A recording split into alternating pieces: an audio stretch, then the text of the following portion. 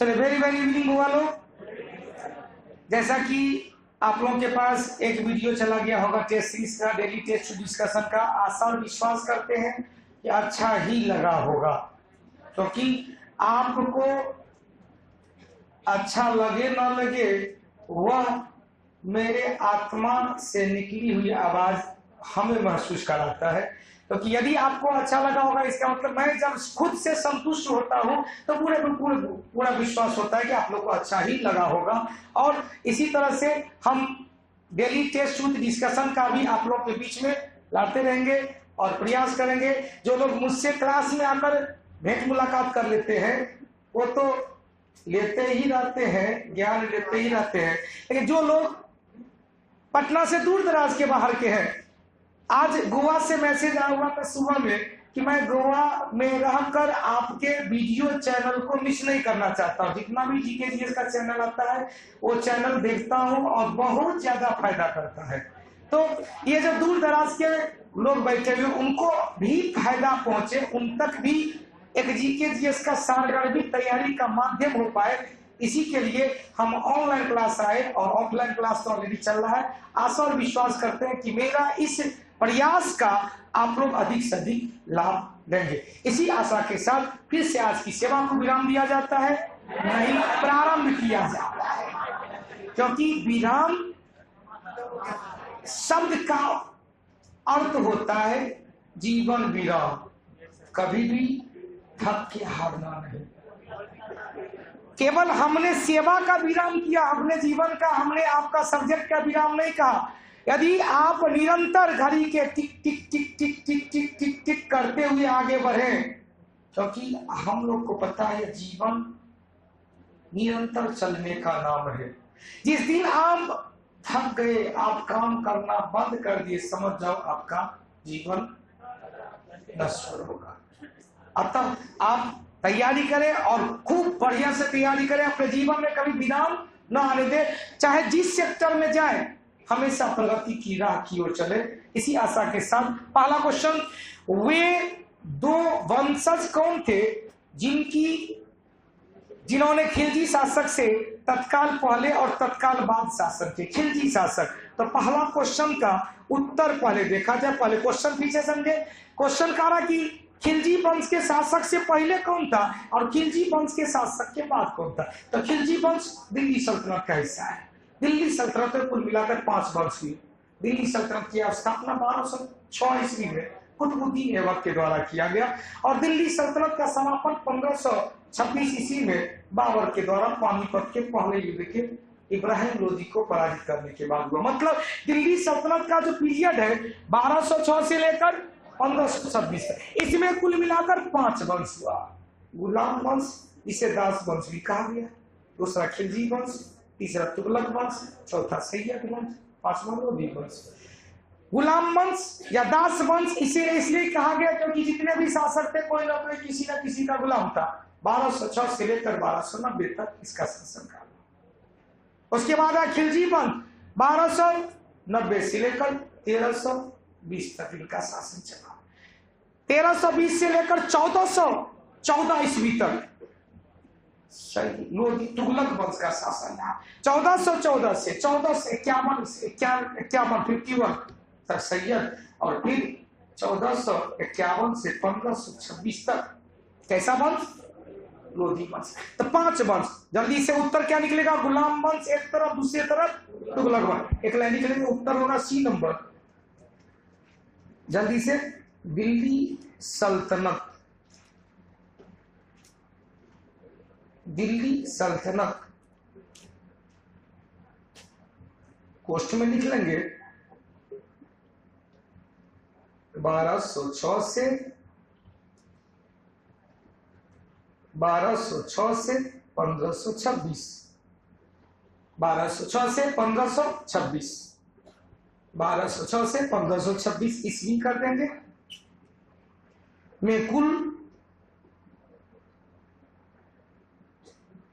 5 वंश हुआ।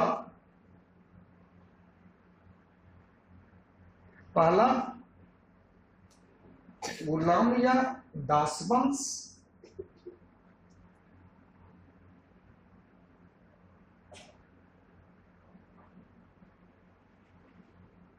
दूसरा खिलजी वंश,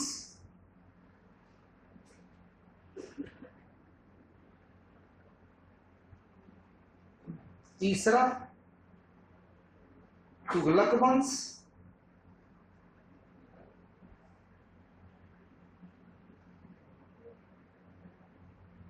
तुगलक वंश, चौथा सैयद वंश,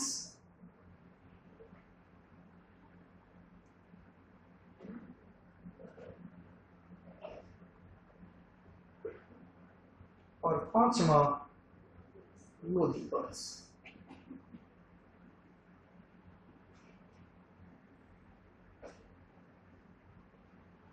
उत्तर भी निकल गया होगा।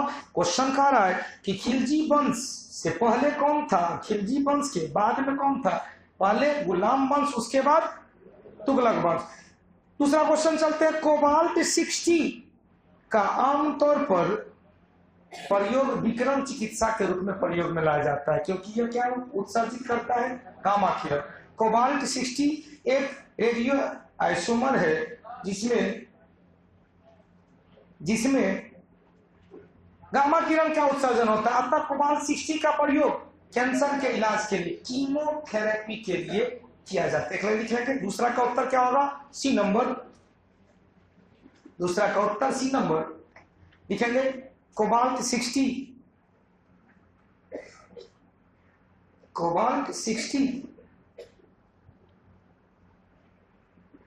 का प्रयोग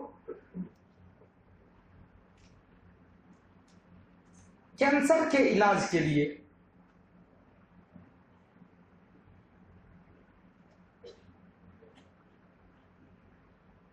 क्वेश्चन लिखेंगे कीमोथेरेपी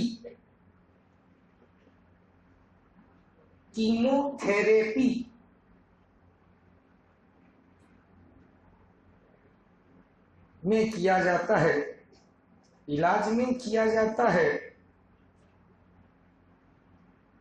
इलाज में किया जाता है, क्योंकि इसके द्वारा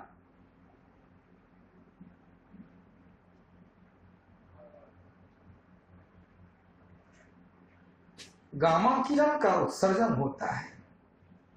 इसके द्वारा गामा किरण का उत्सर्जन होता है, उसके द्वारा गामा किरण का उत्सर्जन होता है। अब 3-4 गो और पूछता है।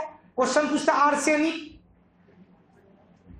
सोडियम, फास्फोरस, आयोडीन का भी प्रयोग विभिन्न प्रकार के शारीरिक इलाज के लिए किया जाता है। एक लाइन और लिखेंगे।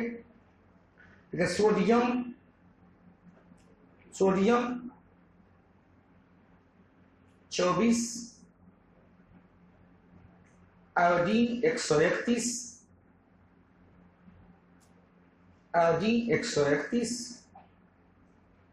फास्फोरस 32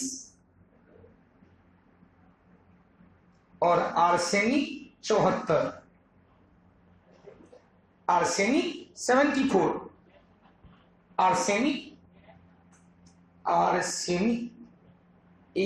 आर्सेनिक 74 का भी प्रयोग विभिन्न इलाज में किया जाता है। अब किसमें क्या किया गया, गौर से सुनिएगा, बड़ी पूछता है। हमारे शरीर में रक्त परिसंचरण तंत्र में आए रुकावट की जांच करने और इलाज करने के लिए सोडियम 24 का प्रयोग किया गया। थायराइड ग्रंथि में आए विकार का इलाज करने के लिए आयोडीन 131 का प्रयोग किया गया। हड्डी में होने वाली विकार का इलाज के लिए फास्फोरस 32 का प्रयोग किया गया और मस्तिष्क में ट्यूमर का पता लगाने और उसका इलाज करने के लिए आर्सेनिक 74 का प्रयोग। एक लाख जल्दी स्पीड में लिख लेंगे। सोडियम 24 रक्त परिसंचरण, इससे काम चल जाएगा। ब्लड सर्कुलेशन, ब्लड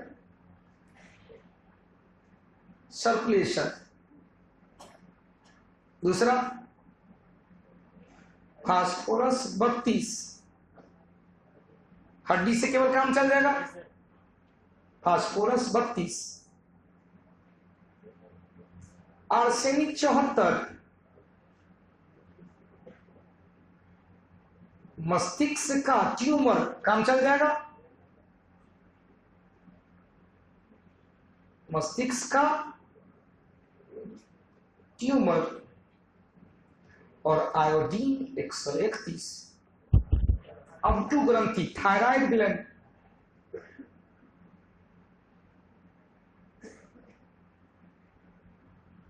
अब टू ग्रंथि, काम चल जाएगा इतना से। मतलब ट्यूमर का पता लगाने इलाज के लिए आर्सेनिक 74 का प्रयोग किया गया, हड्डी में आए विकार के लिए फास्फोरस 32 का प्रयोग किया, रक्त संचरण में आए गतिरोध को समाप्त करने के लिए सोडियम 24 का प्रयोग किया गया और आयोडीन 131 का प्रयोग। तीसरा क्वेश्चन चलते हैं, कांग्रेस के, दूसरा का उत्तर क्या हो जाए? C number. तीसरा क्वेश्चन, कांग्रेस 3 नंबर, कांग्रेस की प्रार्थना और याचिका की नीति किसके नेतृत्व में समाप्त हो गई? लाला लाजपत राय के नेतृत्व में समाप्त हो गई। लाला लाजपत राय ने ही कहा था कि अंग्रेज ने कांग्रेस की स्थापना सेफ्टी वॉल्व के रूप में किया था, सुरक्षा कवच के रूप में किया था। उत्तर क्या हो जाएगा? 3 का सी नंबर। और वहीं पर लिख लेंगे सेफ्टी वॉल्व या सुरक्षा, एक लिखो, ठीक है। लाला लाजपत राय ने ही, लाला लाजपत राय ने ही कांग्रेस की स्थापना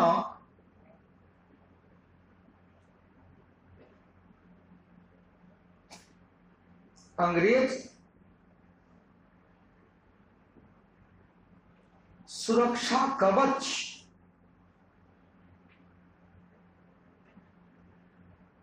के रूप में किया था।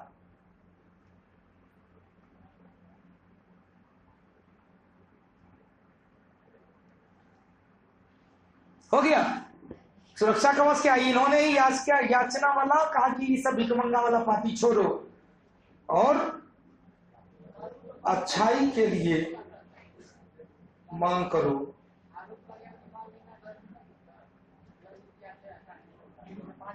बाल गंगाधर तिलक ने कहा था कि कांग्रेस याचनाओं का पार्टी है, कांग्रेस कुछ कर नहीं रहा है, पीछे पीछे जा रहा है, जो कर रहा है अंग्रेज वही कर रहा है। लाला लाजपत राय के नेतृत्व में उसे समाप्त किया गया। लाला लाजपत राय के नेतृत्व में, क्वेश्चन का लाल किसके नेतृत्व में समाप्त किया गया? लाला लाजपत राय के नेतृत्व में, क्योंकि लाल, बाल पाल और अरविंद घोष या चारों ही प्रतिक्रियावादी थे। कांग्रेस के जो लोग कांग्रेस में परिवर्तन नहीं करना चाह रहे थे उसे नरम दल कहा गया, जो परिवर्तन करना चाह रहे थे उसे गरम दल कहा गया। और गरम दल के 4 प्रमुख नेता लाला लाजपत राय, बिपिन चंद्र पाल, बाल गंगाधर तिलक और अरविंद घोष थे। यही अरविंद घोष बाद में राजनीति से संन्यास लेकर पांडिचेरी में उर्बिले आश्रम की स्थापना करके शेष निष्क्रिय जीवन वहां व्यतीत किया। उत्तर निकलेगा सी नंबर। 4 नंबर, जब चींटी काटती है तो चींटी में कौन सा एसिड? Formic acid. चींटी में कौन सा एसिड? मधुमक्खी में कौन सा एसिड? Formic acid. एक ही होगा। उत्तर क्या होगा? 4 का सी नंबर, फॉर्मिक एसिड। हम लोग क्वेश्चन कर रहे थे कि जब चींटी काटती है तो कौन सा एसिड? Formic acid. चींटी काटने से, मधुमक्खी काटने से कौन सा? तो जितना भी डंक आएगा अपवाद सांप, क्योंकि सांप के डंक में जो जहर है वो रासायनिक तौर पे प्रोटीन होता है। एक लाइन सिर्फ लेंगे, सभी कीट के डंक में 5 का उत्तर क्या हो जाएगा? सी नंबर। 4 का उत्तर सी नंबर, 4 ही ले ले। सभी कीट के डंक में, सभी कीट के डंक में फॉर्मिक एसिड होता है।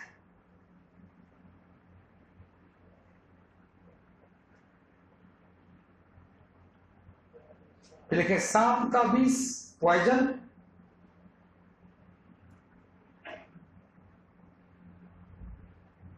सांप का विष रासायनिक तौर पर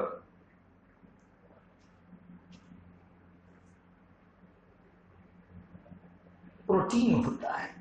सांप का विष रासायनिक तौर पर प्रोटीन होता है। 5 का क्वेश्चन कर, चारुकुला नृत्य किस राज्य से संबंधित? यूपी से संबंधित। उत्तर प्रदेश, तो 5 का उत्तर क्या हो जाएगा? 5 का उत्तर सी नंबर। व्यक्तिगत राजनीतिक आज्ञा उल्लंघन, परसों के टेस्ट में आया था क्वेश्चन, सविनय अवज्ञा आंदोलन, सविनय अवज्ञा आंदोलन के दौरान गिरफ्तार होने वाला पहला व्यक्ति आचार्य विनोबा भावे, आचार्य विनोबा भावे। याद हुआ? आचार्य, तो उस दिन लिखाए थे, यहाँ क्या होगा? आचार्य विनोबा भावे। 6 का उत्तर क्या हो जाएगा? ए नंबर। एक लाइन सुन लेंगे, सविनय अवज्ञा आंदोलन, जिसे व्यक्तिगत राजनीतिक अवज्ञा आंदोलन भी कहेंगे, लेकिन व्यक्तिगत आंदोलन चल जाएंगे तो 1940 आ जाएगा। व्यक्तिगत आंदोलन 1940। और महात्मा गांधी ने अपना पहला व्यक्तिगत सत्याग्रही आचार्य विनोबा भावे को ही बनाए थे, जबकि दूसरा व्यक्तिगत सत्याग्रही जवाहरलाल नेहरू को बनाए थे। तो सविनय अवज्ञा आंदोलन किस यात्रा से शुरुआत हो? कहेंगे दांडी यात्रा। कौन सी यात्रा? दांडी यात्रा। यह दांडी यात्रा 12 मार्च 1930 को प्रारंभ हुआ गुजरात के साबरमती आश्रम से 200 मील दूर दांडी नामक स्थान पर, और दांडी नामक स्थान पर 6 अप्रैल 1930 को समुद्री बालू से नमक बनाकर नमक कानून तोड़ते हुए सविनय अवज्ञा आंदोलन की शुरुआत कर दिया। उत्तर भी निकल गया होगा 6 का। एक नंबर 7 में चलते हैं। बंगाल के नवाब सिराजुद्दौला के विरुद्ध रॉबर्ट क्लाइव ने एक षड्यंत्र, अच्छा कल भी बताए थे। इस षड्यंत्र में कौन कौन शामिल हुआ? मीर जाफर और मानिक अमीनचंद। मीर जाफर और अमीनचंद। अमीनचंद बंगाल के कलकत्ता प्रभारी थे और मीर जाफर क्या थे? सिराजुद्दौला का सेनापति। 23 जून 1757 ईस्वी को हुगली नदी के किनारे पलासी नामक स्थान पर हुए युद्ध में रिजल्ट तो पहले तय हो गया था मीर जाफर और रॉबर्ट क्लाइव के बीच। किसी तरह से सिराजुद्दौला को युद्ध के मैदान से पीछे भेज देना है, और युद्ध में सिराजुद्दौला की सेना की हार हुई और बंगाल में अप्रत्यक्ष रूप से अंग्रेजी शासन की स्थापना हो गई। उत्तर भी निकल गया होगा, क्या होगा? B number. 7 का उत्तर क्या हो जाएगा? B number. 8 में निम्नलिखित में से प्रथम शासित राज्य, भारतीय शासित राज्य कौन था जिसने लॉर्ड वेलेस्ली की सहायक संधि को हस्ताक्षर किया? भारत में सहायक संधि का जनक लॉर्ड वेलेस्ली को कहा जाता है, जिन्होंने 1798 ईस्वी में सहायक संधि की शुरुआत किया था। और सहायक संधि को स्वीकार करने वाला पहला भारतीय राज्य हैदराबाद का निजाम था, जिन्होंने 1798 ईस्वी में ही सहायक संधि को अपना। एक लाइन लिख लेंगे,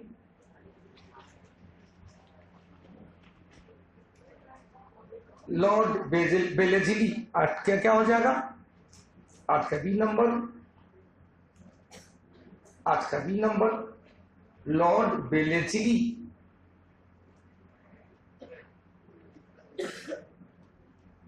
को सहायक संधि का जनक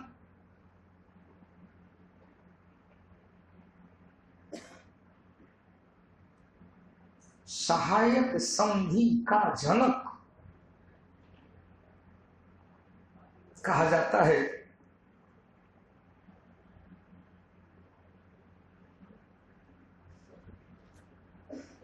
और इस संधि को स्वीकार करने वाला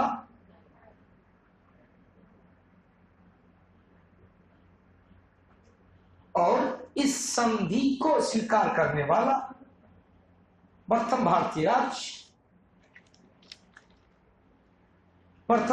राज्य हैदराबाद था। प्रथम भारतीय राज्य हैदराबाद था। हैदराबाद में कौन था? निजाम। हैदराबाद के शासक को क्या कहा गया? निजाम, जिन्होंने 1798 ईस्वी में से स्वीकार किया था।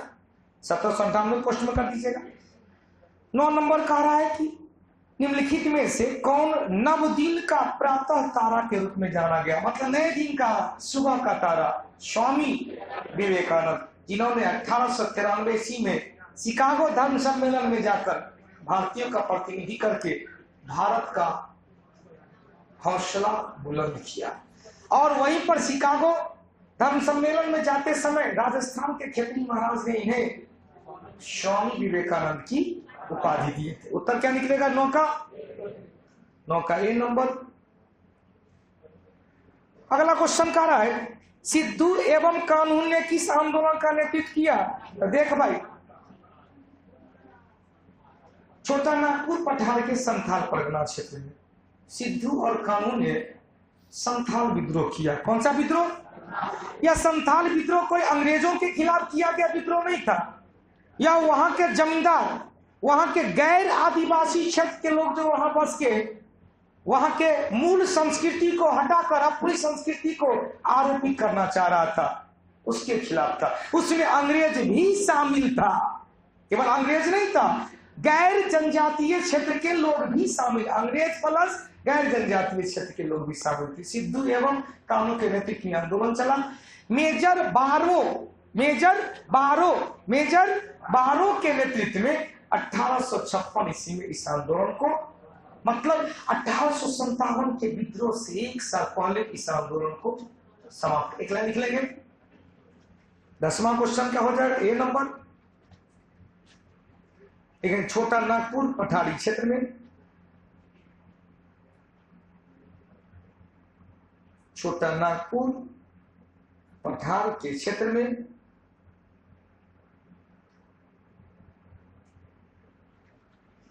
अंग्रेज एवं गैर आदिवासी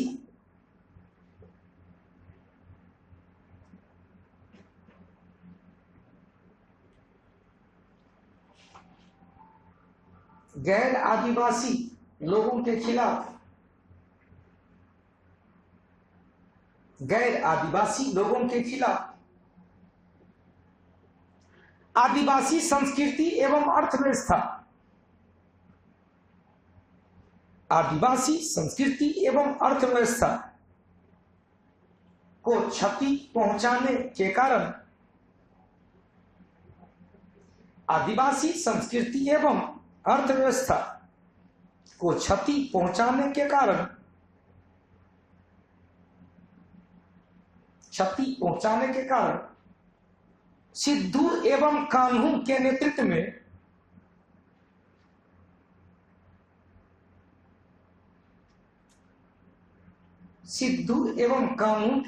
में संथाल विद्रोह हुआ था।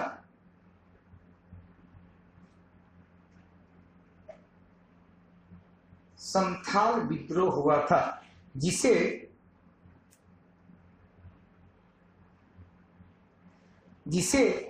मेजर बारो के नेतृत्व में, मेजर बारो के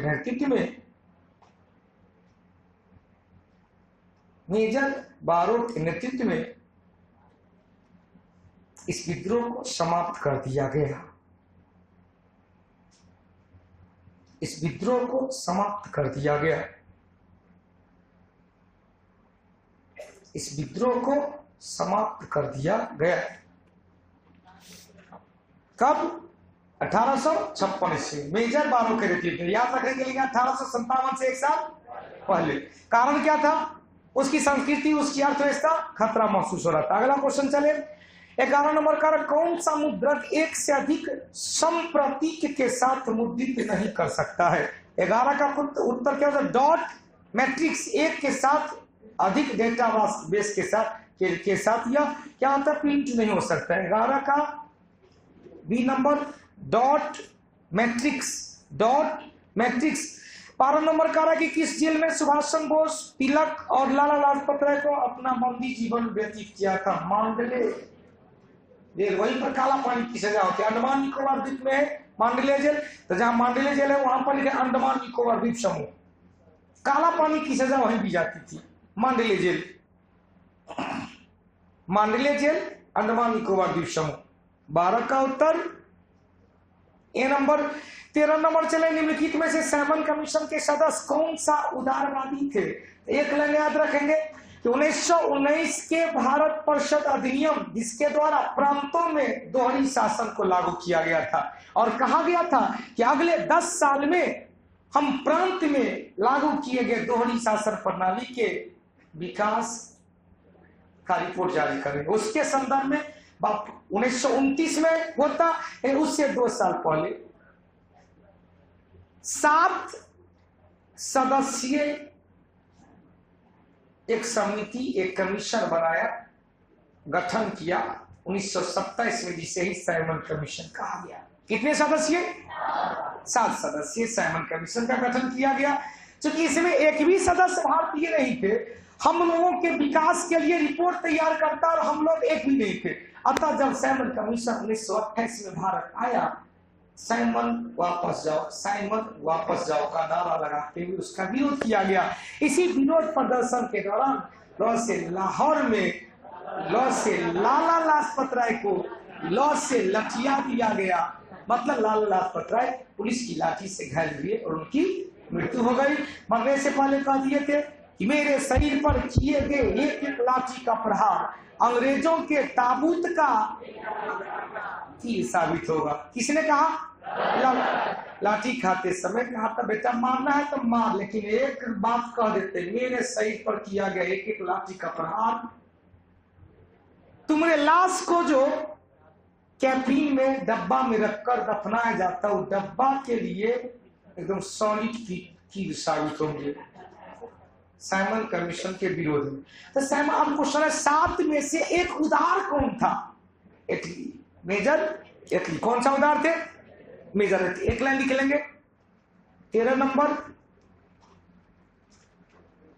साइमन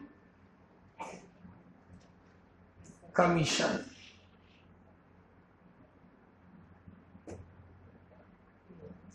सभी 7 सदस्य अंग्रेज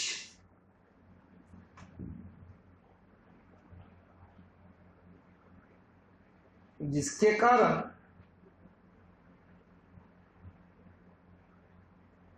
भारत में विरोध हुआ।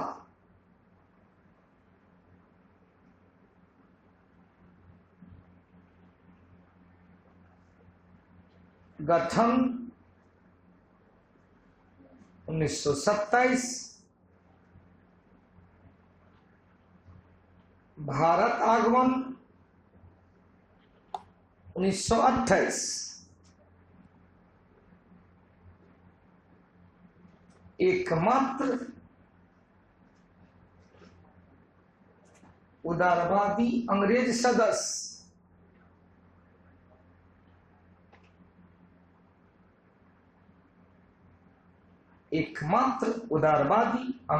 सदस्य मेजर एटली, क्लीमेंट एटली नहीं, मेजर एटली थे। मेजर एटली थे। अगला क्वेश्चन कह रहा है कि एस्टेरॉइड सूर्य के चारों ओर किन किन ग्रह के बीच घूमता है? तो ब्रह्मांड का या हमारे आकाश गंगा का वह छोटे छोटे आकाशीय पिंड जो मंगल ग्रह और बृहस्पति ग्रह के चारों ओर चक्कर लगाते रहता, उसे क्षुद्र ग्रह या एस्टेरॉइड कहा जाता है। उत्तर क्या निकलेगा? मंगल एवं बृहस्पति ग्रह के बीच। उत्तर क्या निकलेगा? ए नंबर 14 का उत्तर, ए नंबर मंगल एवं बृहस्पति ग्रह। मंगल एवं किसके बीच? बृहस्पति ग्रह के बीच, जुपिटर के बीच।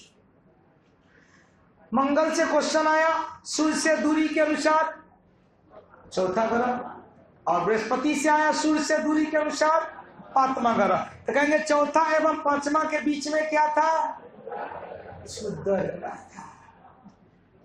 चौथा और 5वां के बीच में न तो ग्रह था न ही बौने ग्रह था। वो कैसा ग्रह था? एस्टेरॉइड था। अगला क्वेश्चन चलते हैं। 16 नंबर का रहा है। 15 नंबर, निम्नलिखित में से कौन सा स्तनधारी नहीं है?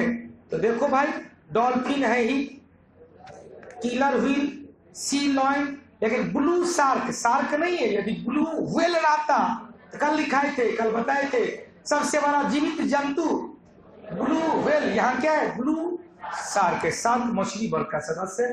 15 का उत्तर डी नंबर, 15 का उत्तर डी नंबर।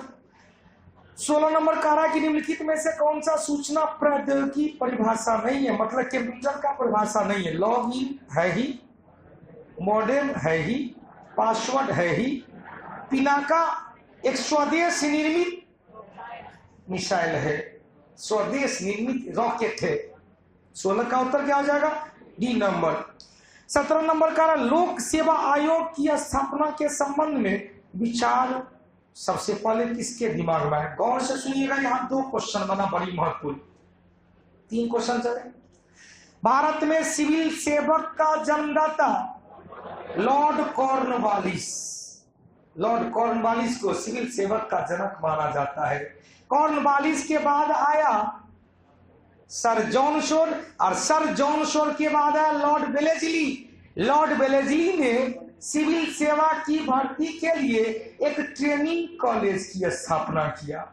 लेकिन 1919 के भारत परिषद अधिनियम, जिसे ही मॉन्टेग्यू चेम्सफोर्ड अधिनियम कहा गया, क्योंकि तो इस समय वायसराय के पद पर तो चेम्सफोर्ड था, लेकिन राज्य सचिव पद पर मॉन्टेग्यू थे। तो बड़ा पद था। जिस तरह से वर्तमान में चले राष्ट्रपति देश का सर्वोच्च पद, कार्यपालिका के प्रधान राष्ट्रपति, लेकिन वास्तविक प्रधानमंत्री के नेतृत्व वाली मंत्रिपरिषद, मतलब प्रधानमंत्री। अब वहां पर राज्य का सचिव, राज्य सचिव, स्टेट सेक्रेटरी, जिसकी डायरेक्ट ब्रिटिश संसद के सदस्य होते थे, तो उच्च तबका का माना गया। सबसे ऊंचा राज्य सचिव मॉन्टेस्क्यू, उसके नीचे वाइसराय लॉर्ड चेम्सफोर्ड।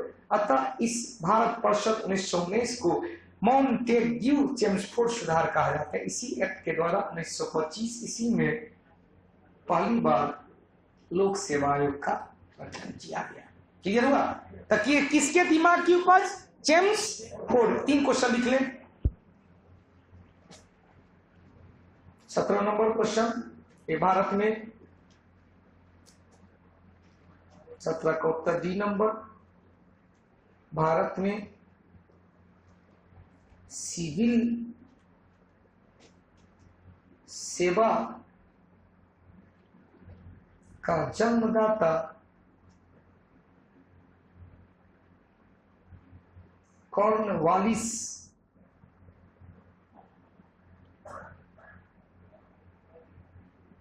दूसरा, सिविल सेवक की ट्रेनिंग के लिए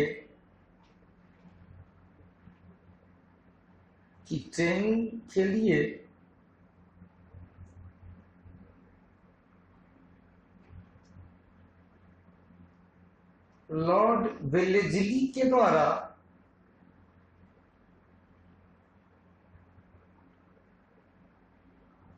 प्रथम ट्रेनिंग कॉलेज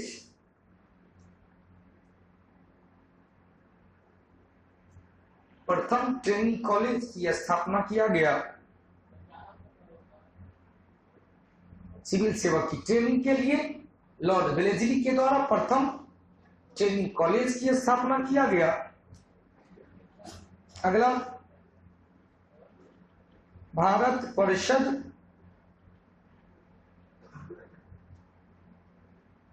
अधिनियम 1919, जिसे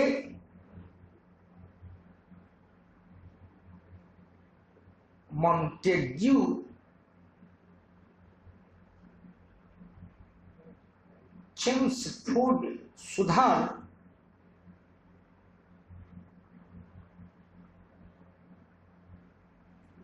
भी कहा जाता है।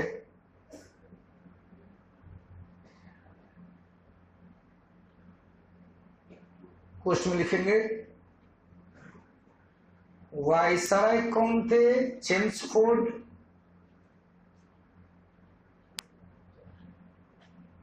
और राज्य सचिव थे मॉन्टेग्यू। मॉन्टेग्यू, राज सचिव मॉन्टेग्यू, इस अधिनियम के द्वारा, इस एक्ट के द्वारा 1925 ईस्वी में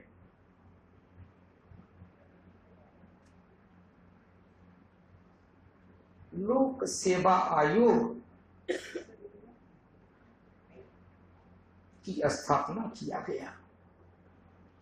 लोक सेवा आयोग की स्थापना किया गया। तो क्वेश्चन है किसके दिमाग की उपज? चेम्सफोर्ड के दिमाग की उपज।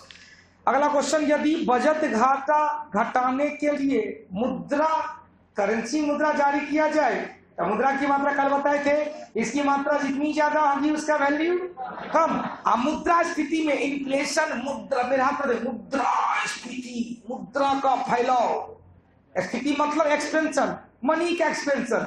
तो जैसे ही घाटा हो गया, घाटा क्यों हुआ? बजटीय घाटा क्यों हुआ? तो अचानक प्राकृतिक आपदा आ गया, किसान जो लोन लिया है बैंक से वो नहीं लौटा पा रहा है, या अन्य बैंक जो आरबीआई से लोन लिया नहीं लौटा पा रहा है, आत्महत्या करने लगा किसान। सरकार ने क्या किया? किसानों के ऋण को माफ कर दिया। किसानों के ऋण को माफ किया तो सरकार को बजटीय घाटा करने का सामना हो गया। अब सरकार के द्वारा जो बजटीय घाटा हुआ है उसको पाटने के लिए वो आरबीआई से करेंसी जारी करने को कहता है, जिसके कारण मार्केट में करेंसी की मात्रा ज्यादा होने लगती है। करेंसी की मात्रा के तुलना में वस्तु की मात्रा ज्यादा होती नहीं है, अतः जिसकी मात्रा कम उसका मूल्य ज्यादा, जिसकी मात्रा ज्यादा उसका मूल्य कम। इसी अवस्था को अर्थव्यवस्था में इन्फ्लेशन या मुद्रा स्फीति कहा जाता है। समझ में आई? उत्तर भी निकल गया होगा। परसों भी बताए थे, परसों के टेस्ट में सेम क्वेश्चन आया था। उत्तर क्या होगा? 18 का बी नंबर, इन्फ्लेशन।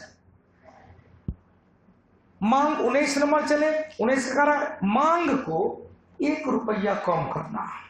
तो संसद में मांग प्रस्तुत करने के लिए कोई विभाग अपना मांग रखता है, तो उस मांग में कमी लाने 1 रुपया कम करना है, उसके लिए मितव्ययता, मितव्ययता खर्च में कमी, मितव्ययता, मितव्ययता मतलब खर्च में कमी करने वाला बजट या प्रस्ताव संसद में प्रस्तुत किया जा रहा है। 1 रुपया भी कम करना है, उसके लिए कौन सा प्रस्ताव लाएंगे? मितव्ययता, मितव्ययता, मितव्ययता मतलब खर्च में कमी लाने वाला प्रस्ताव को क्या कहेंगे? मितव्ययता प्रस्ताव। उत्तर क्या निकलेगा? 19 का बी नंबर। कलेक्टर का पद, बड़ी सुंदर क्वेश्चन है। 1773 के रेगुलेटिंग एक्ट से 1 साल पहले 1772 ईस्वी में वारेन हेस्टिंग्स के काल में पहली बार कलकत्ता में कलेक्टर का पद सृजित किया। किसके द्वारा? वारेन हेस्टिंग्स के द्वारा। फिर से आइए, वारेन हेस्टिंग्स से कई क्वेश्चन निकला। वारेन हेस्टिंग्स बंगाल का अंतिम गवर्नर और बंगाल का पहला governor general. Warren Hastings Bengal का अंतिम गवर्नर और बंगाल का पहला गवर्नर जनरल, क्योंकि 1773 के रेगुलेटिंग एक्ट के द्वारा बंगाल के गवर्नर को बंगाल का गवर्नर जनरल बना दिया गया। 1773 के रेगुलेटिंग एक्ट के द्वारा ही भारत में ईस्ट इंडिया कंपनी के शासन की शुरुआत हो गई, जो 1857 ईस्वी तक चलता रहा, क्योंकि 58 में ब्रिटिश महारानी घोषणा के द्वारा ईस्ट इंडिया कंपनी के शासन को समाप्त कर दिया। 1858 तक, 1858 से 1947 तक भारत में क्राउन का शासन रहा, जिसे ही ताज का शासन कहा गया है, महारानी का शासन कहा गया है। तो 1773 से 1858 में कंपनी के शासन को समाप्त किया गया। 1773 के रेगुलेटिंग एक्ट के द्वारा 1774 ईस्वी में कलकत्ता में भारत का पहला सर्वोच्च न्यायालय की स्थापना किया गया, जिसके सबसे पहले chief justice sir Elijah Impey को बनाया गया। सर एलिजा इम्पे एवं 3 अन्य न्यायाधीश चेस्टर, लिनेस्टर और हाइडे। चेस्टर, लिनेस्टर और हाइडे। मुख्य न्यायाधीश सर एलिजा इम्पे, तीनों न्यायाधीश चेस्टर, इनेस्टर एवं हार्डी। समझ में आई? तो कलेक्टर का पद किसके काल में? वारेन हेस्टिंग्स के काल में। कब? 1701 में लिखेंगे। 20 नंबर में सी, ये भारत में सर्वप्रथम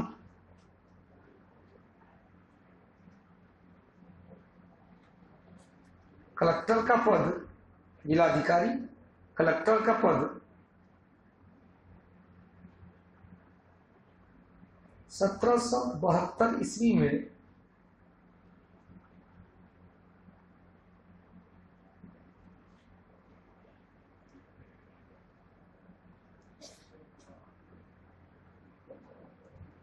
वारेन हेस्टिंग्स के शासन काल में, वारेन हेस्टिंग्स का शासन काल है 1772 से 1785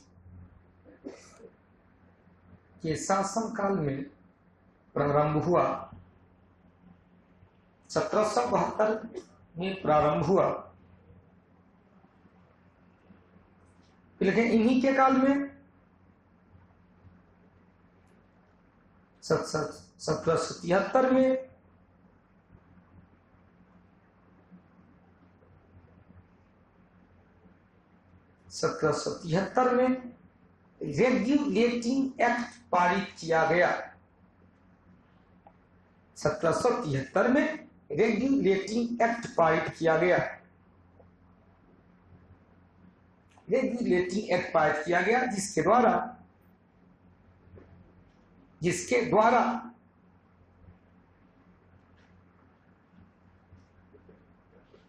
बंगाल के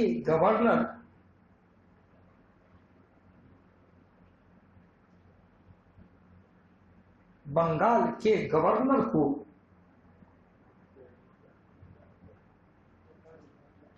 बंगाल का गवर्नर जनरल बना दिया गया।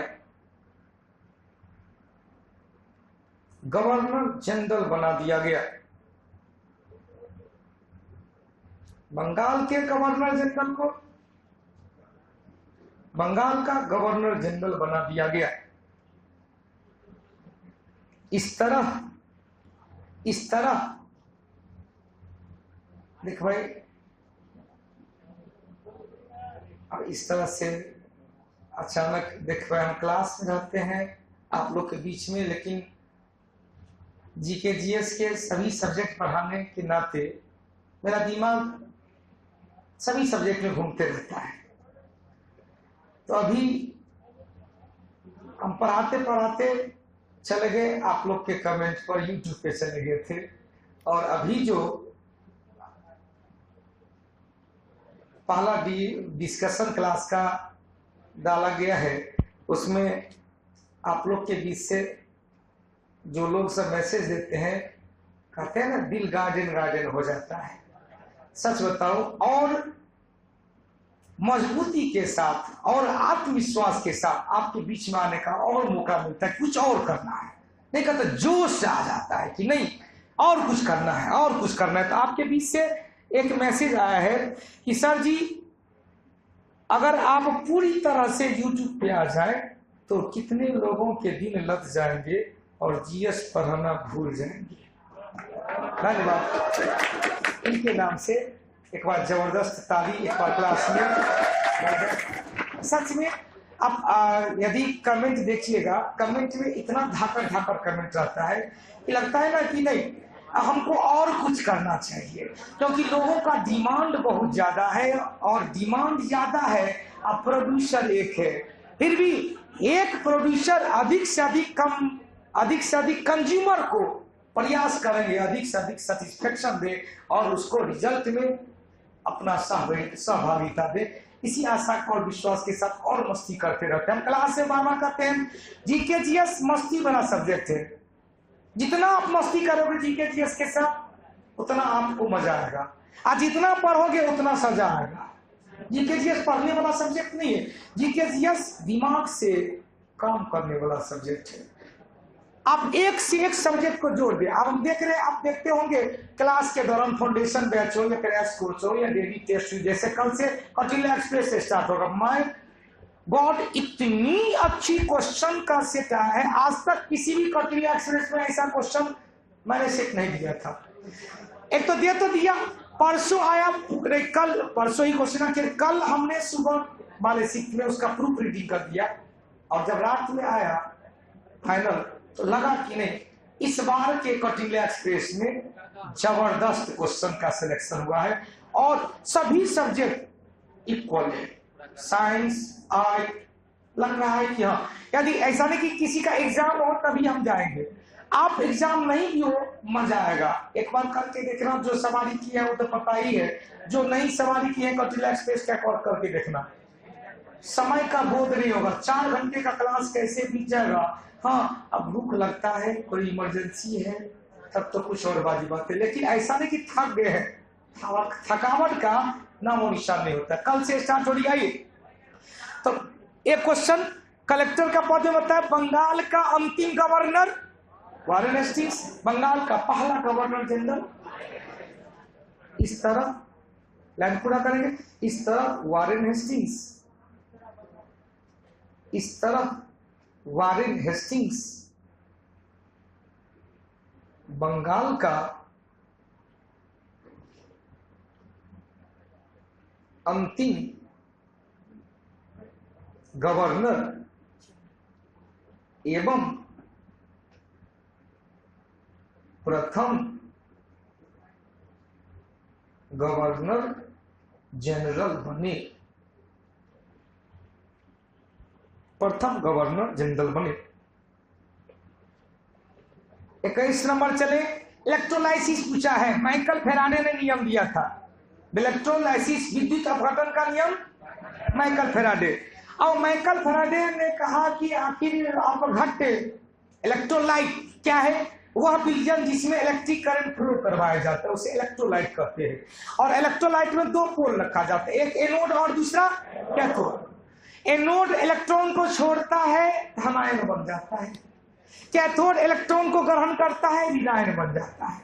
मतलब कैथोड पर ऋणावेश, एनोड पर धनावेश। तो अब यह एनोड से निकलकर धातु मेटल कैथोड पर आ रहा, उसका मास कितना है, जो उसमें प्रवाहित आवेश का समानुपाती होता है, यह फेराडे का प्रथम नियम है।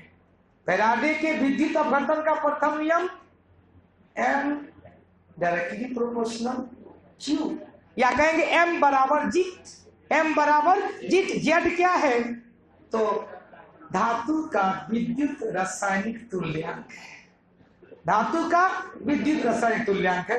अब यहाँ पर क्वेश्चन आता है कि यदि बैकल फेराडे है, इन्होंने विद्युत अपघटन का नियम दिया, जिस बर्तन में अपघटन की प्रक्रिया करवाई जाती है उसे वोल्टा, एक लाइन निकलेंगे, इलेक्ट्रोलाइसिस विद्युत अपघटन, इलेक्ट्रोलाइसिस हिंदी में क्या कहेंगे, विद्युत अपघटन।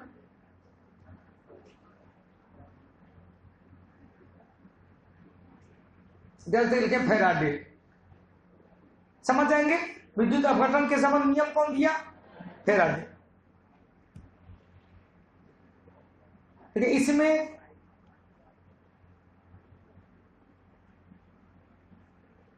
जिस बर्तन में, इसमें जिस बर्तन में, जिस पॉट में अपघटन की प्रक्रिया करवाई जाती है, अपघटन की प्रक्रिया करवाई जाती है,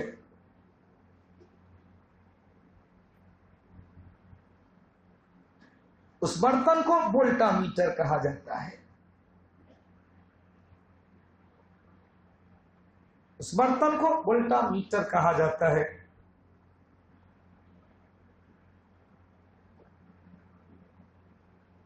बर्तन को वोल्टामीटर कहा जाता है, जिसमें 2 पोल लगा रहता है,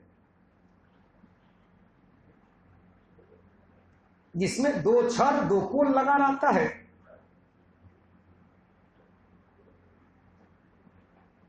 एक पर धन आवेश, एक पर ऋण आवेश होता है।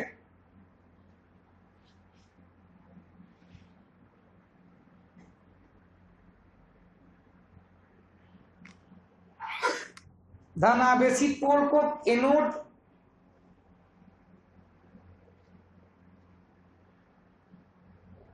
धन आवेशी पोल को एनोड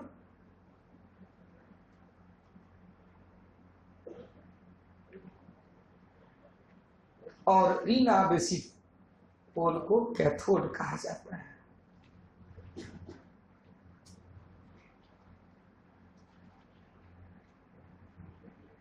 इसमें किसका ऑक्सीकरण हुआ? एनोड का। किसका रिडक्शन हुआ? कैथोड। ठीक है, इसमें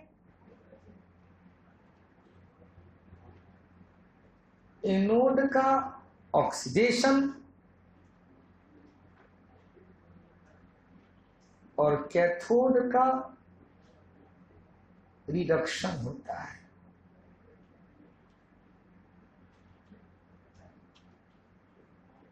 अवकरण होता है।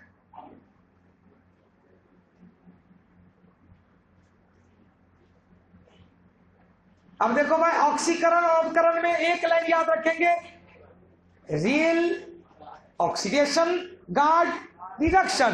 रेल में RAIL, गौर से सुनिए, लिखाएंगे नहीं, RAIL, रेल ऑक्सीडेशन होगा।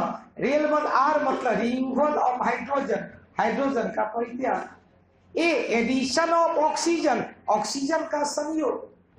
I increasing of oxidising number, ऑक्सीकरण संख्या में वृद्धि। और L लॉस ऑफ इलेक्ट्रॉन, यहां पर क्या हो रहा है? इलेक्ट्रॉन का लॉस हो रहा है एनोड पर।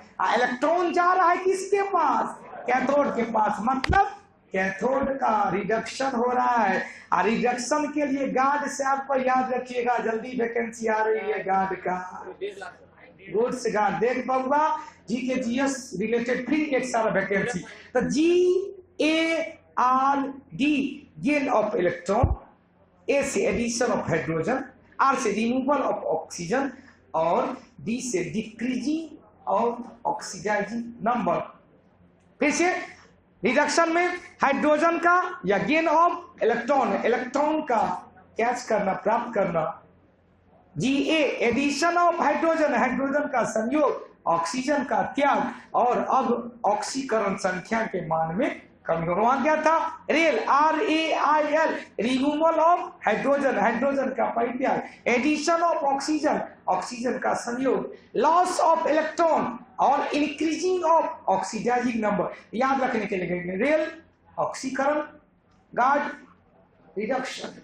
हो गया क्लियर? उत्तर भी निकल गया होगा। 21 का 1 नंबर। 22 नंबर चलते हैं। सुल्तान अलाउद्दीन खिलजी ने मालगुजारी का हक, 21 का उत्तर क्या हो जाएगा? फिर से एक बार, 21 का उत्तर A नंबर। 22 नंबर चले। सुल्तान अलाउद्दीन खिलजी ने मालगुजारी का हक कितना प्रतिशत कर दिया? आधा कर दिया। देख भाई, सुल्तान अलाउद्दीन खिलजी बड़ी महत्वपूर्ण, पहली बार भू राजस्व का सुधार करवाया था। इससे पहले बलबन राजत्व के सिद्धांत को लागू किया। उससे पहले इल्तुतमिश इक्तादारी व्यवस्था को लागू किया। तुर्कमेन हल्गानी व्यवस्था को लागू किया। और मुद्रा के क्षेत्र में पहली बार इल्तुतमिश ने सुधार किया था। कल भी बताए थे, चांदी का टंका, तांबा का जीतल नाम से शुद्ध अरबी शैली में मुद्रा चलाया। अब यहां पर फिर क्वेश्चन आया कि इल्तुतमिश के द्वारा प्रारंभ किए गए चालीसा दल को बलबन ने समाप्त किया। इल्तुतमिश के द्वारा प्रारंभ किए गए इक्तादारी व्यवस्था को अलाउद्दीन खिलजी ने समाप्त किया। फिर से चालीसा दल को बनाया कौन? इल्तुतमिश। समाप्त कौन किया? बलबन। इक्तादारी व्यवस्था को प्रारंभ कौन किया? इल्तुतमिश। समाप्त कौन किया? अलाउद्दीन खिलजी। अलाउद्दीन खिलजी पहला दिल्ली सल्तनत का सुल्तान था जिन्होंने अपने सैनिकों, चूंकि सैनिक के बदौलत उत्तर भारत और दक्षिण भारत के कई राज्यों को जीता था, अपने सैनिकों को अधिक से अधिक सुविधा देने के लिए बाजार व्यवस्था, कैंटीन व्यवस्था को लागू किया। इतना ही नहीं, जो देख चुका था कि मध्यस्थ वर्ग खुद मुकद्दम चौधरी पटवारी वसूल रहा है, ढेर का ढेर, अकारा है नहीं, हटा खटारा माल को हटा, मतलब बीच में जो मध्यस्थ बल था उसे समाप्त कर दिया और किसानों के साथ डायरेक्ट संबंध स्थापित किया और डायरेक्ट स्तर संबंध स्थापित करके इन्होंने राजस्व का 50% टैक्स निर्धारण, कुल उपज का 50% मालगुजारी टैक्स के रूप में निर्धारण किया। कौन? अलाउद्दीन खिलजी। उत्तर भी निकाल गया होगा, आधा भाग सी नंबर, बैच का सी नंबर, दिखाने की आवश्यकता नहीं है, बस याद रखें अलाउद्दीन खिलजी ने उपज का आधा वर्ग, अलाउद्दीन खिलजी ने मध्यस्थ वर्ग, बिचौलिया वर्ग, खुद मुकद्दम चौधरी पटवारी को हटा दिया। अलाउद्दीन खिलजी ने पहला सुल्तान था जिन्होंने बाजार व्यवस्था को लागू किया। अलाउद्दीन खिलजी इल्तुतमिश के द्वारा प्रारंभ किए गए इक्तादारी व्यवस्था को समाप्त किया। अलाउद्दीन खिलजी द्वितीय सिकंदर की उपाधि धारण किया। इतना ही नहीं, पहला टेस्ट बताए थे, दिल्ली के काजी अलाउल मुल्क के कहने पर जो नए धर्म की नीति था उनके मन मस्तिष्क में, उसको समाप्त कर दिया। अगला क्वेश्चन है 23 नंबर, भारत का सर्वोच्च पर्वत शिखर कहाँ है? भाई चुपचाप सुनिएगा, ऑप्शन के हिसाब से चलेंगे। ऑप्शन के हिसाब से यदि रहता माउंट केटू रहता तो आंख बंद करके मार देते कि भारत की सर्वोच्च चोटी माउंट केटू है।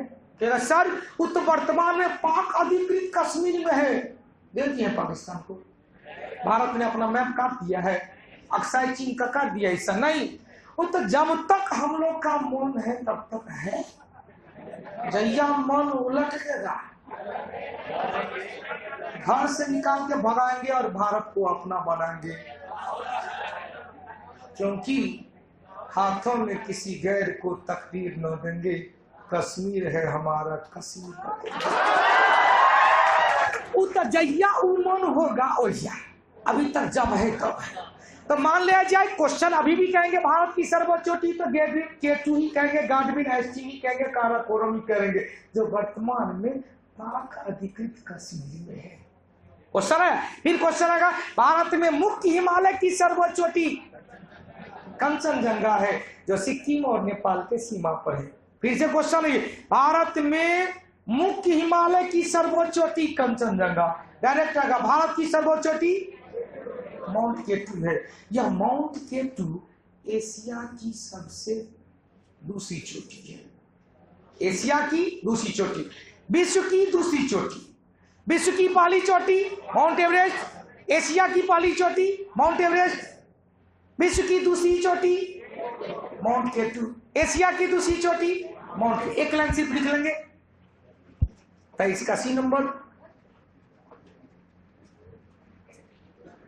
तो इसका सी एक लाइन में लिखेंगे, केवल लिखेंगे भारत की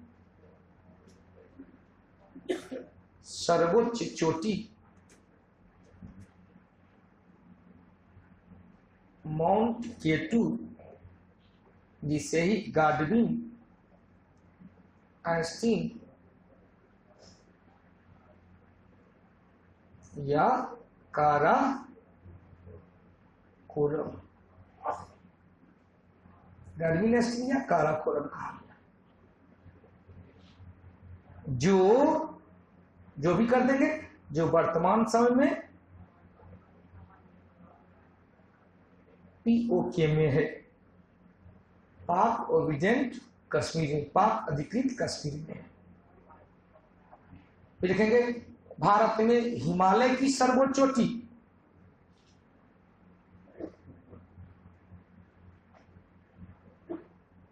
भारत में हिमालय की सर्वोच्च चोटी कंचनजंगा है, कंचनजंगा है, जो सिक्किम एवं नेपाल के सीमा पर है। सिक्किम एवं नेपाल के सीमा पर। उत्तर निकलेगा सी नंबर 24 नंबर, किस विधि से पृथ्वी की आयु की परिघटना? तो पृथ्वी, मकान, पहाड़, पर्वत, चट्टान, मिट्टी, सबके लिए यूरेनियम डेटिंग, जिसे यूरेनियम 235 कहा गया। जहां यूरेनियम डेटिंग है वहीं पर लिखेंगे यूरेनियम।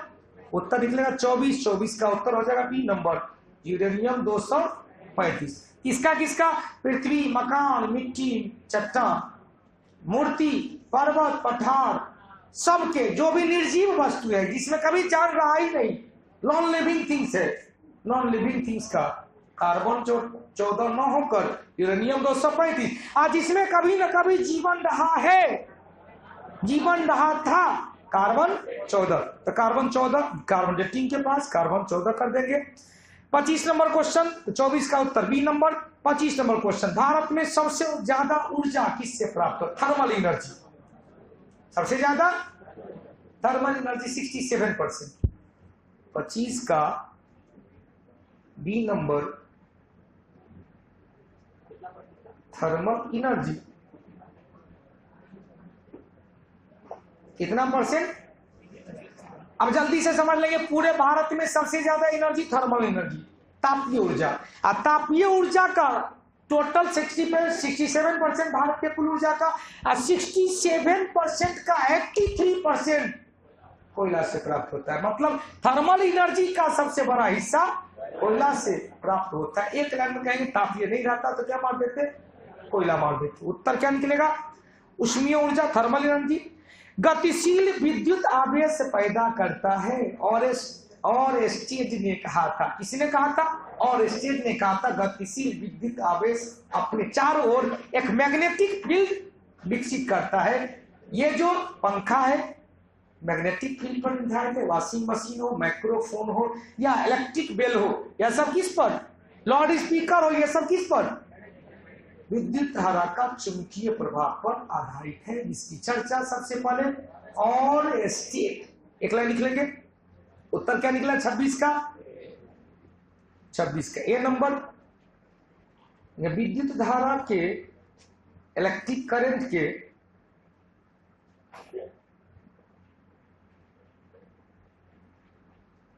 चुंबकीय प्रभाव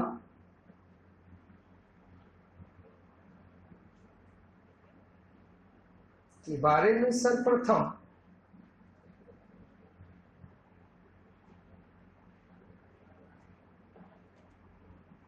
और स्टेड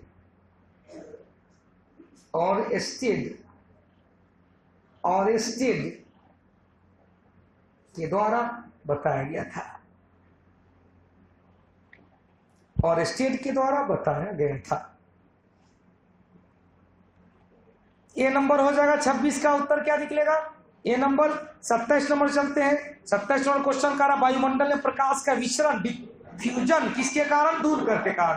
प्रकाश का विसरण किसके कारण? दूर के कारण। क्वेश्चन आएगा दृश्य प्रकाश में सबसे कम विसरण किस तरंग का? लाल रंग का। सर्वाधिक बैंगनी रंग का। सबसे कम लाल रंग का, सबसे ज्यादा बैंगनी रंग का। उत्तर क्या हो जाएगा? 27 का बी नंबर।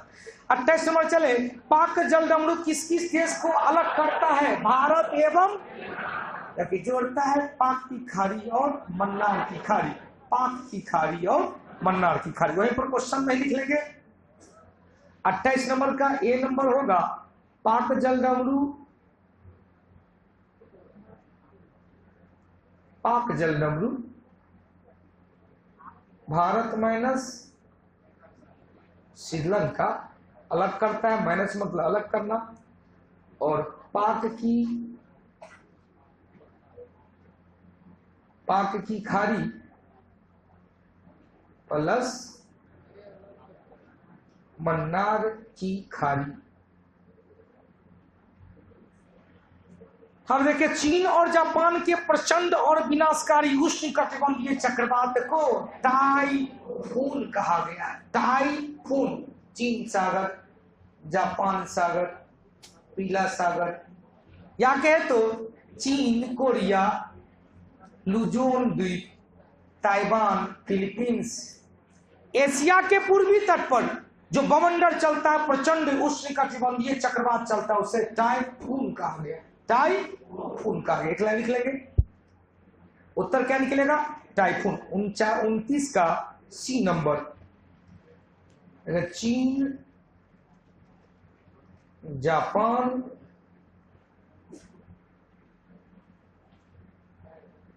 ताइवान,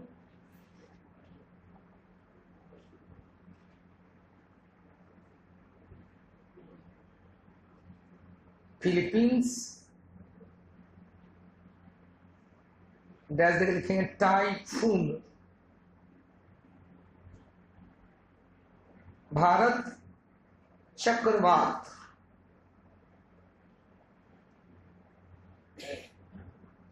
ऑस्ट्रेलिया के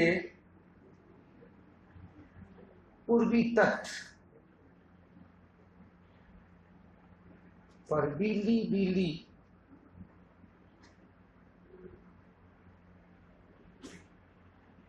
यूएसए के पूर्वी तट टॉर्नेडो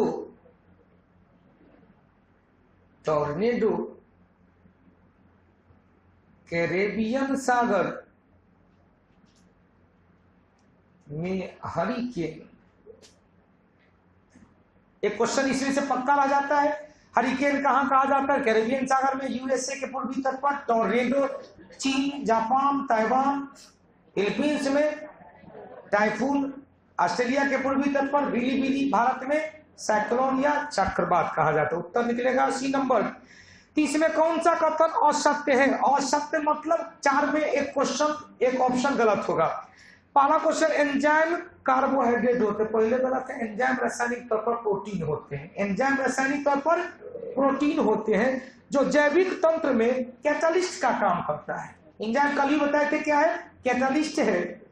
एंजाइम रासायनिक तौर पर प्रोटीन होता है, न कि कार्बोहाइड्रेट। उत्तर क्या निकलेगा? 30 का 1 नंबर। 30 का ए नंबर। एंजाइम का प्रभाव विशिष्ट होता है, सही है। एंजाइम के अणु को गर्म करने पर विकृति आ जाती है। कल ही बताए थे 42 डिग्री टेम्परेचर से ऊपर के तापमान पर एंजाइम निष्क्रिय होने लगता है, इनएक्टिव होने लगता है। और एंजाइम की बहुत कम मात्रा भी सब स्टेट को अधिक मात्रा उत्प्रेरित कर देता है। मतलब थोड़ा सा मात्रा भी उपापचय प्रक्रिया को उत्प्रेरित कर देता है। फिर से एक बार, 42 डिग्री से ऊपर के तापमान पर इनएक्टिव हो जाता है। प्रोटीन कार्बोहाइड्रेट ना होकर यह क्या है? प्रोटीन है जो कैटालिस्ट का काम करता है। उत्तर निकलेगा 30 का 1 नंबर। 31 नंबर, निम्नलिखित में से उच्चतम ऊर्जा होती है किसका? एक लाइन याद रखेंगे, हमने कहा था विबग्योर। हमने क्या कहा था? विबग्योर। 31 नंबर का उत्तर। किसे बताए थे? लाल रंग से यदि हम बैगनी रंग की ओर आते हैं, रेड से वायलेट की ओर आते हैं, एनर्जी में वृद्धि होता जाएगा, ऊर्जा बढ़ेगा, विक्षेपण बढ़ेगा, प्रतिनन बढ़ेगा, आवृत्ति बढ़ेगा, अपवर्तनांक बढ़ेगा, तरंग दैर्ध्य घटेगा, वेग घटेगा। मतलब 2 चीज घटा है, परसों के टेस्ट में दिखाए थे। 2 चीज घटा है, कौन कौन? वेवलेंथ और वेलोसिटी घटा है। कब? लाल रंग से बैगनी रंग की ओर आने पर। और एनर्जी बढ़ा है, रिफ्रैक्टिव इंडेक्स बढ़ा है, फ्रीक्वेंसी बढ़ा है, डिस्पर्शन बढ़ा है, स्कैटरिंग बढ़ा है। अब यहां ऑप्शन ले, ऑप्शन कह रहा इनमें से तो नीला, हरा, पीला, लाल। लाल ऊपर में है, सबसे कम है। पीला, हरा, नीला, मतलब 4 रंग में नीला का ऊपर के तीनों रंग से एनर्जी कम है, लेकिन उसका एनर्जी अधिक है, लेकिन उसका वेवलेंथ और वेलोसिटी कम है। एक लाइन इसको लिख ले। लिखेंगे लाल विबग्योर में, विबग्योर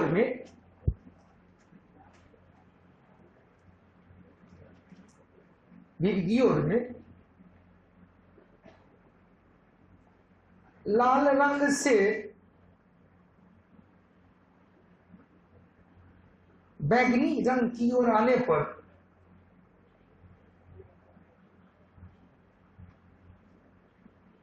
लाल रंग से बैगनी रंग की ओर आने पर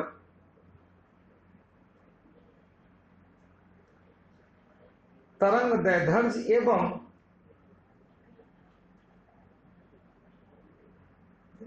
वेग में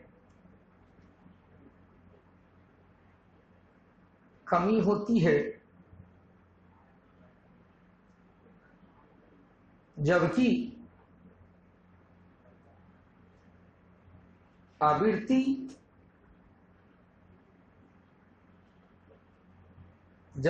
आवृत्ति अपवर्तनांक ऊर्जा विक्षेपण, प्रकीर्णन,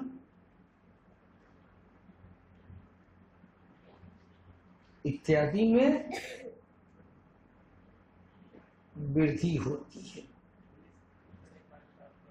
आवृत्ति फ्रीक्वेंसी, अपवर्तनांक, रिफ्रैक्टिव इंडेक्स RI, ऊर्जा एनर्जी, विक्षेपण डिस्पर्सन, प्रकीर्णन स्कैटरिंग में ग्रोथ होता है, वृद्धि होता है। उत्तर क्या निकलेगा?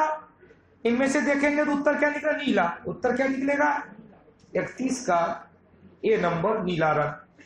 32 में चले, ओम का नियम कहाँ लागू नहीं होता है? अर्धचालक। और ओम का नियम एक जगह और लागू नहीं होता है, विद्युत अपघटन की प्रक्रिया में लागू नहीं होता है, क्योंकि फैराडे के दूसरे नियम में कहा गया है कि जैसे जैसे तापमान में वृद्धि करते हैं तो गतिशील इलेक्ट्रॉन के कारण उसके प्रतिरोध में कमी आ जाती है। प्रतिरोध में कमी, हालांकि चालक पदार्थ का तापमान बढ़ रहा है तो प्रतिरोध बढ़ना चाहिए। इसका मतलब है विद्युत अपघटन की प्रक्रिया में ओम का नियम लागू नहीं होता। क्लियर? विद्युत अपघटन की प्रक्रिया में ओम का नियम लागू नहीं होता। तो क्या कहां कहां? अर्धचालक, सेमीकंडक्टर और प्लस कर देंगे, प्लस विद्युत अपघट्य, इलेक्ट्रोलाइट। 32 का सी नंबर, ओम का नियम अर्धचालक पदार्थ एवं विद्युत अपघट्य, इलेक्ट्रोलाइट में लागू नहीं होता है।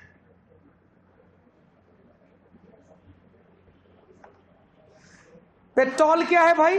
33 का उत्तर, पेट्रोल विभिन्न हाइड्रोकार्बन का मिश्रण है। 33 का डी नंबर, विभिन्न हाइड्रोकार्बन का मिश्रण है और हाइड्रोकार्बन को लिक्विड गोल्ड के नाम से भी जाना जाता है। 34 नंबर चले, 34 नंबर का शीशा पेंसिल। शीशा पेंसिल, शीशा को नहीं, शीशा पेंसिल ग्रेफाइट को कहा गया। किसे कहा गया? ग्रेफाइट को, जिसमें शीशा बिल्कुल नहीं है, कार्बन का अपरूप है। शीशा पेंसिल बराबर कर देंगे ग्रेफाइट। ग्रेफाइट एकमात्र कार्बन का अपरूप है जो अधातु होते हुए भी मुक्त इलेक्ट्रॉन पाए जाने के कारण यह विद्युत धारा का सुचालक होता है। उसी तरह से अधातु में भी क्वेश्चन है, शीशा एकमात्र धातु है जिसे मुक्त इलेक्ट्रॉन नहीं है, अतः विद्युत धारा और ऊष्मा दोनों का उचालक होता है। आइए अगला चीज, अपमार्जक परसों के क्लास में बताए थे, उच्चतर बसीय अम्ल का सोडियम का लवण होता है। यह क्या है भाई? एक साबुन है, लेकिन इसमें क्या पाया जाता है? उच्चतर फैटी एसिड का, हाईली फैटी स्टेट का, फैटी एसिड का सोडियम का इसमें लवण पाया जाता है। 35 का उत्तर क्या निकलेगा? 35 का उत्तर ए नंबर।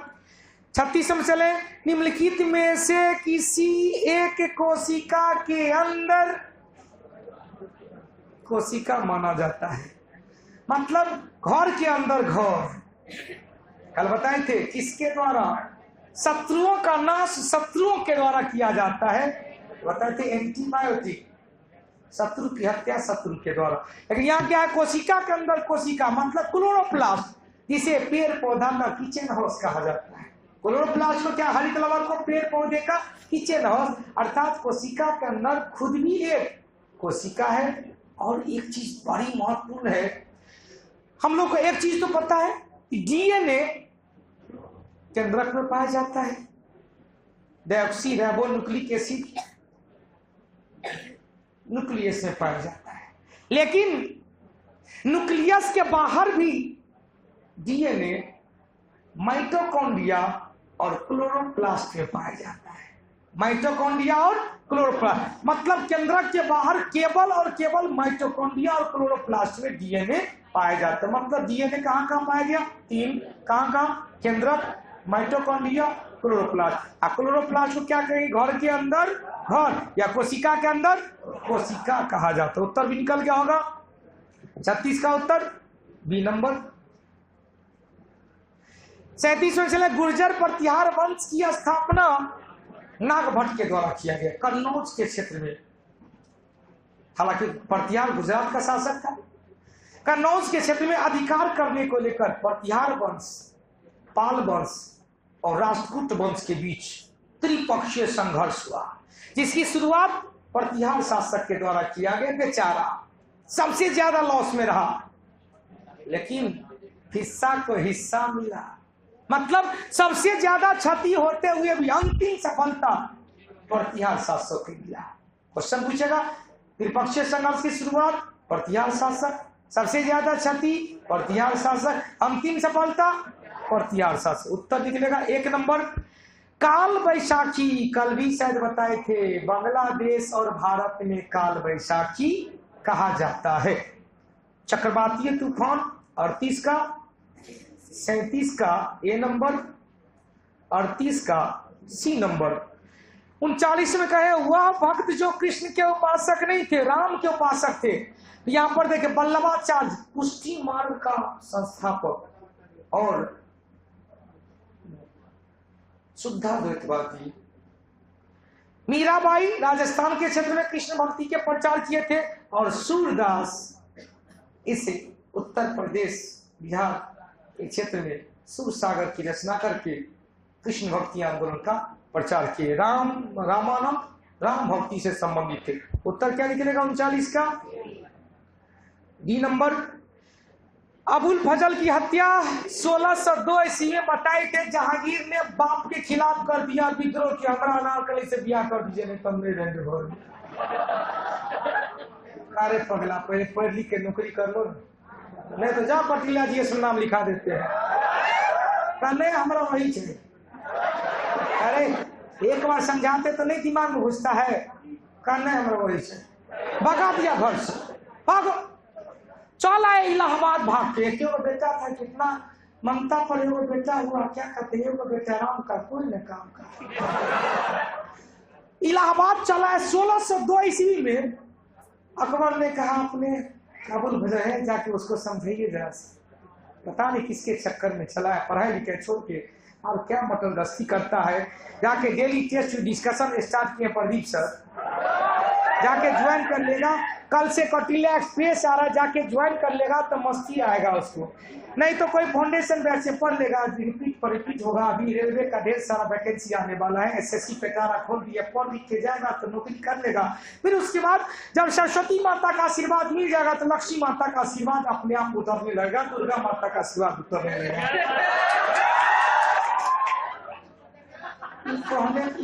एक सैनिक की टुकड़ी के साथ अबुल फजल को भेजा।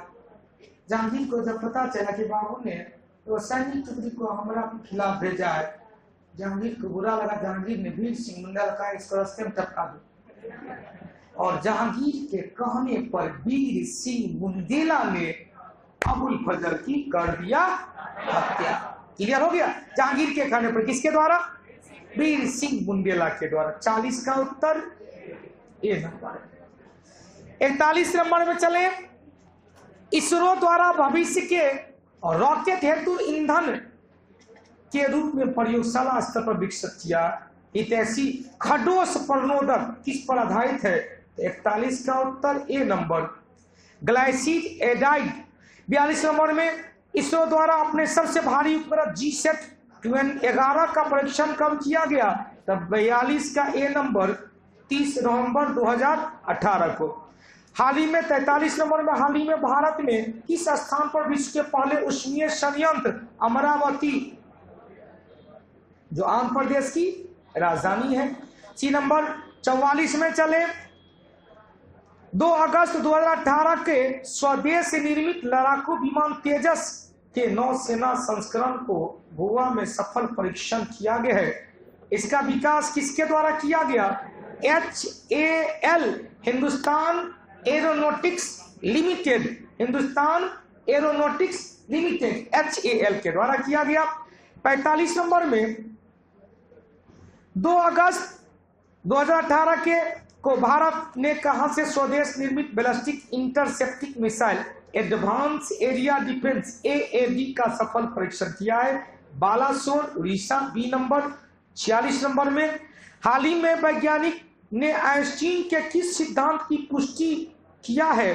तो सापेक्षता के सिद्धांत की पुष्टि किया है, theory of relativity. B number 47 number में फतेह मोबिन लघु दूरी का बैलिस्टिक मिसाइल है। ए नंबर 48 नंबर क्वेश्चन चले, हाल ही में दुर्लभ प्रजाति के लिए पहले आनुवांशिक बैंक हैदराबाद में स्थापित किया गया है। बी नंबर 49 नंबर में हाल ही में किस देश ने खगोलविद द्वारा लिथियम समृद्ध विशाल तारे की खोज किया है? चीन के द्वारा। और 50 नंबर में हाल ही में चीन ने अपने प्रथम हाइपरसोनिक एयरक्राफ्ट सफर परीक्षण किया जिसका नाम है जिंग कांग 2। इसके साथ साथ आज की सेवा को विराम दिया गया।